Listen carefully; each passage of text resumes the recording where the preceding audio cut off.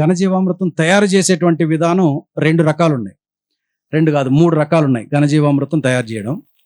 నేరుగా ఎప్పటికప్పుడు పేడని ఘనజీవామృతానికి ఉపయోగించడం. మన పూర్వీకులు చేసినటువంటి వ్యవసాయంలో ఆయన సరిచేసినటువంటి ఒక విధానం ఏంటంటే, మనకు ఆవులు మందగా ఉండేటువంటిది, ఓ 20-30 ఉండేటువంటివి. వాటి పేడని మనం దెబ్బగా పోగు చేసేటువంటి వాళ్ళం.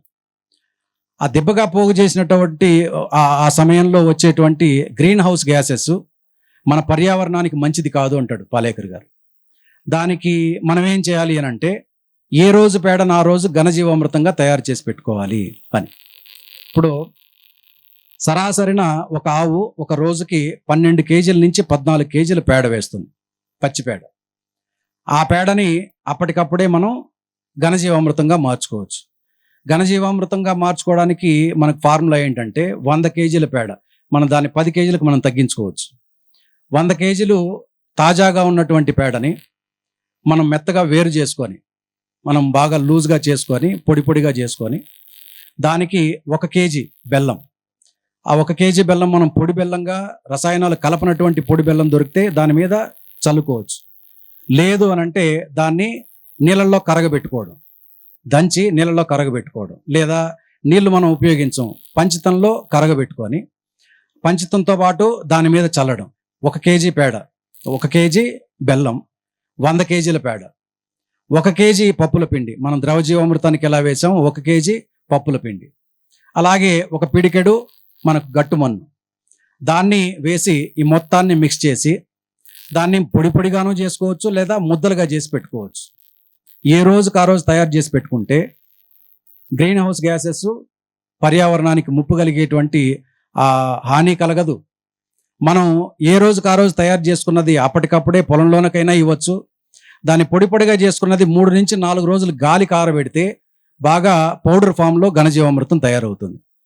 అది ముద్దలుగా చేసినటువంటిది 7 నుంచి 8 రోజులు నీడలోనే ఆరబెట్టాలి, ఎండకు వేయకూడదు. 7 నుంచి 8 రోజుల్లో ఘనజీవామృతం తయారవుతుంది. అలా తయారు చేసుకున్నటువంటి ఘనజీవామృతాన్ని మనం గోనె సంచుల్లో వేసుకోగలిగితే అది 6 నెలల నుంచి 9 నెలల వరకు, లేదా సంవత్సరం వరకు కూడా ఉపయోగించవచ్చు. కొన్ని సందర్భాల్లో మనం మంచి టెంపరేచర్లో ఉంచితే 2 సంవత్సరాల వరకు కూడా ఉపయోగపడుతుంది. దాంట్లో ఉన్నటువంటి సూక్ష్మజీవులు చనిపోవు. మనం వినియోగించేటప్పుడు దాన్ని తప్పనిసరిగా పౌడర్గా దంచి దాన్ని మనం మొక్కలకు అందించే రూపంలో పౌడర్గా చేసుకొని మనం చేయొచ్చు. వేరుశనగ గింజలు మనం చేనులో చల్లుకునేటప్పుడు, చేనులో విత్తుకునేటప్పుడు ఈ ఘనజీవామృతంలో మిక్స్ చేసి దాంతోపాటు మనం వేసుకోవచ్చు. ఇలా చేయగలిగితే ఘనజీవామృతం ఏ రోజుకు ఆ రోజు మనం తయారు చేసుకోగలిగితే, దెబ్బగా పోగు చేసేటువంటిది అది ఎక్కువ రోజులు పడుతుంది కంపోస్ట్ అవడానికి. కంపోస్ట్ అయ్యేటువంటి క్రమంలో పర్యావరణానికి కీడు చేసేటువంటి ఈ గ్యాసెస్ రిలీజ్ అవుతాయి అని చెప్పి అది ఒకటి సరిచేశాడు. దాంతోపాటు వర్మీ కంపోస్ట్ని తయారు చేసేటువంటి విధానాన్ని కూడా వ్యతిరేకించాడు. గవర్నమెంటే దాన్ని విత్డ్రా చేసుకున్నది. వర్మీ కంపోస్ట్ చేసేటువంటి పిట్స్ తయారు చేసి ఇచ్చారు పల్లెల్లో ఫ్రీగానే. మళ్ళీ ఆ తర్వాత దాని గురించి ప్రచారం ఆపేశారు. ఆఫ్రికా నుంచి వానపాములు తీసుకొచ్చి దాంట్లో వేసి, ఆ వానపాములు మగ్గించిన తర్వాత దాన్ని తీసుకొని వచ్చి మీరు వేయండి అని చెప్పని. ఆఫ్రికా నుంచి వానపాములు అవసరం లేదు, మన దేశంలో మన భూమిలో వానపాములు లేవా? ఆఫ్రికా నుంచి తీసుకొచ్చినటువంటి వానపాములు మట్టిని తినవు, అవి ఆ ఎరువుని, ఈ పేడని గుల్లబారుస్తుంది అంతే. అదే మన దేశంలో ఉన్నటువంటి దేశీ వానపాములు అది హైబ్రిడ్. మళ్ళీ దాంట్లో వానపాముల్లో కూడా హైబ్రిడ్ ఉన్నాయంటే ఏం చెప్పాలి చూడండి. దేశీ వానపాములు మట్టిని తింటాయి, మగ్గగలిగేటువంటి ప్రతి వస్తువుని, ప్రతి ఘన పదార్థాన్ని తింటుంది. తిని ఎరువు రూపంలో అది విసర్జిస్తూ ఉంటుంది. అది దాదాపు 9 నుంచి 15 అడుగుల లోతు వరకు వి షేప్లో, డబ్ల్యూ షేప్లో, డబ్ల్యూ ఆకారంలో వెళ్తూ వస్తూ రంధ్రాలు చేస్తూ ఉంటుంది. ఈ భూగర్భ జలాలు పెరగడానికి అవి చేసేటువంటి రంధ్రాలు చాలా ప్రయోజనం. దాంట్లో అది సరి చేసుకొని దాన్ని ఒక ప్రపోజల్ పెడితే గవర్నమెంట్ దాన్ని విత్డ్రా చేసుకుంది. వర్మీ కంపోస్ట్ అవసరం లేదు, మనం చేసేటువంటి విధానం ఏదైతే ఉందో సరిపోతుందటని. మనం వీడియో బయట రిలీజ్ అవ్వలేదు, కానీ ప్రధాని నరేంద్ర మోడీ గారితో మాట్లాడేటువంటి పాలేకర్ గారి వీడియో బయట రిలీజ్ అవ్వలేదు.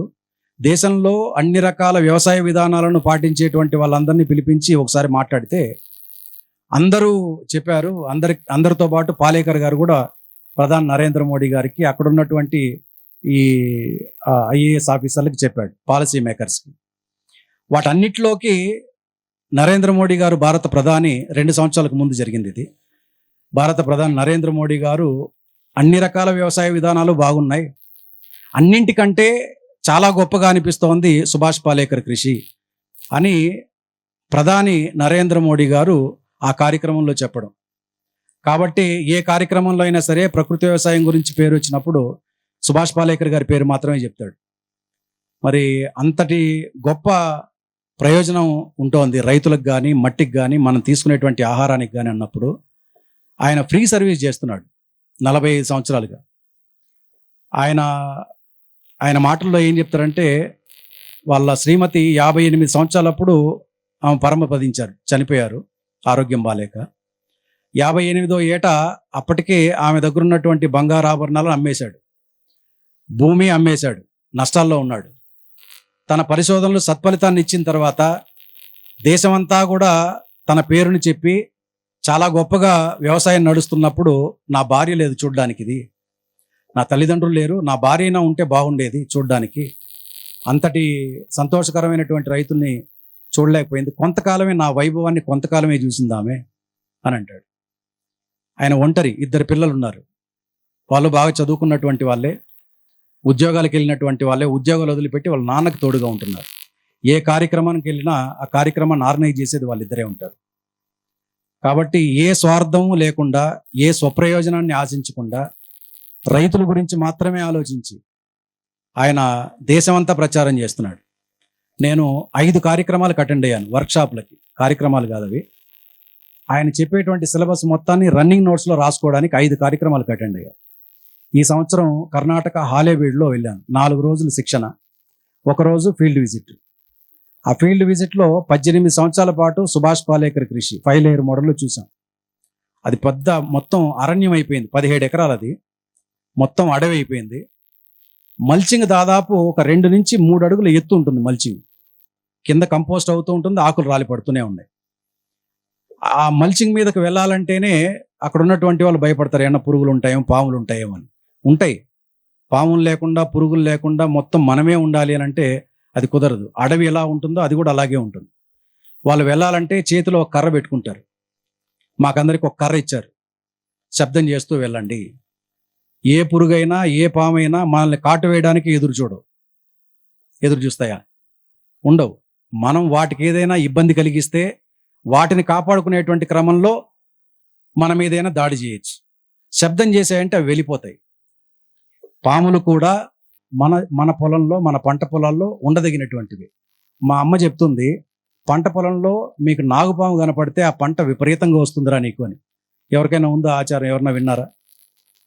నాగుపాము కనపడితే ఉందన్న, నాగుపాము కనపడితే నువ్వు ఊహించినంత పంట వస్తుంది అని. మీ వయసు చాలా పెద్దది, మీరు చెప్పన్నా, ఉందా ఆచారం? ఉంది. నాగుపాము మనం ముందే వెళ్ళినా మనం ఏమీ చేయనంత వరకు అది ఏం పట్టించుకోదు.